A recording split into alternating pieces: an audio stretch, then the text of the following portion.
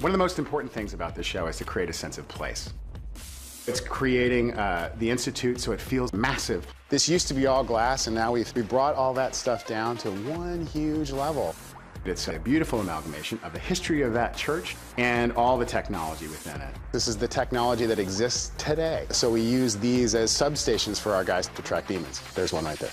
This is one of the many hallways within the Institute, and we're going to go right into Aldertree's office. When we put the set together, we did all kinds of little details like Plato on his desk. He reads Plato, makes him a smart guy. You don't necessarily see that on camera, but it's important for the character. This is a little on the nose, but I like it as he's investigating Sherlock Holmes kind of thing. And my favorite piece, nod to the Godfather.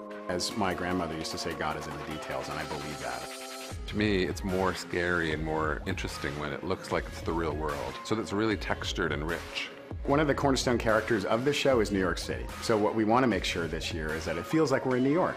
I grew up in New York City and went to restaurants like this one in Chinatown, and we really wanted to create a sense of authenticity. If it feels real, that's where you win. This is called Hunter's Moon, which is our bar, which is in Chinatown in New York. There's a beloved character that will be residing in this bar. She works over here, kind of Maya's hero area. Before this was the Hunter's Moon, it was the belly of the ship, which appeared in the first episode. We took those elements that we built for the ship, and we turned it into a bar. Kind of like Cheers for the Supernaturals.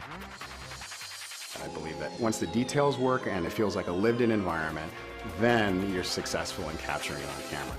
Magnus's lair, so it's this huge, wealthy man who's a wizard, who's in New York, who has this fantastic taste. We wanted to make sure that it felt swanky, tasteful, and Doug McCullough and his production design team have done a beautiful job reimagining the world where Magnus lives. We've expanded the sets, we've created texture, we're shooting it differently, we're using foreground. Anytime that you see a scene, it's going to be framed unexpectedly. In the end of the day, this year is about giving the show more drive, more cylinders, and letting the actors do their thing. Shadowhunters premieres Monday, January 2nd, 8/7 Central on Freeform and the app.